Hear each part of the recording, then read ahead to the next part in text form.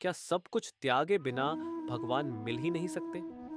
लेकिन अगर कोई कहे कि भगवान को पाने का सबसे आसान रास्ता है सच्चा प्रेम, आज की यह छोटी सी कहानी बताएगी कि गोपियों की भक्ति ने एक साधु की सोच ही बदल दी। एक समय की बात है, 5 गोपियां जो श्री कृष्ण की अनन्य भक्त थीं, एक दिन वन में बैठी फूलों की सुंदर माला बना रही थीं। चारों तरफ शांति थी, हवा में फूलों की खुशबू थी और उन गोपियों की बातों में बस एक ही नाम था, श्री कृष्ण।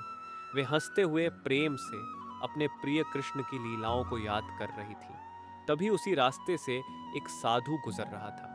गोपियों ने साधु को रोककर विनम्रता से कहा, महात्मन, हमारे प्राण प्रिय श्री कृष्ण कहीं इस वन में खो गए हैं।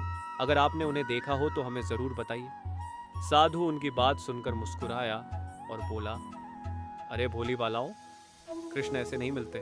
उन्हें पाने के लिए घर परिवार छोड़ना पड़ता है, कठिन तपस्या करनी पड़ती है।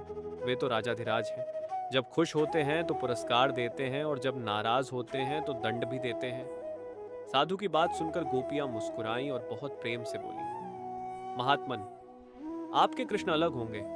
हमारे कृष्ण तो राजाधिराज नहीं, वे तो हमारे अपने हैं। इसलिए वे हमें कोई पुरस्कार नहीं देते, क्योंकि उनका प्रेम ही हमारा सबसे बड़ा खजाना है। और जहां तक दंड की बात है, अगर हमसे कभी कोई गलती हो जाए और वे हमें कड़वी सीख दे दें तो वह दंड नहीं, वह भी उनका प्रेम ही होता है।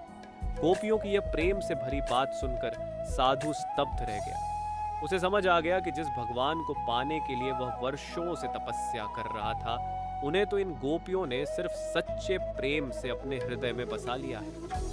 कुछ ही क्षणों में गोपियां श्री कृष्ण का नाम लेकर नाचने लगीं। कृष्ण, कृष्ण, कृष्ण। उनकी भक्ति इतनी गहरी थी कि साधु भी उस प्रेम में डूब गया और उनके साथ नाचने लगा। धीरे धीरे पूरा वातावरण कृष्णमय हो गया। ये कहानी हमें सिखाती है कि भगवान को पाने का मार्ग कठिन तपस्या से नहीं, बल्कि सच्चे प्रेम, सरल हृदय और निष्कपट भक्ति से बनता है। अगर आपको यह कथा अच्छी लगी हो तो वीडियो को लाइक करें, चैनल को सब्सक्राइब करें और कमेंट में ज़रूर लिखें, जय श्री कृष्ण।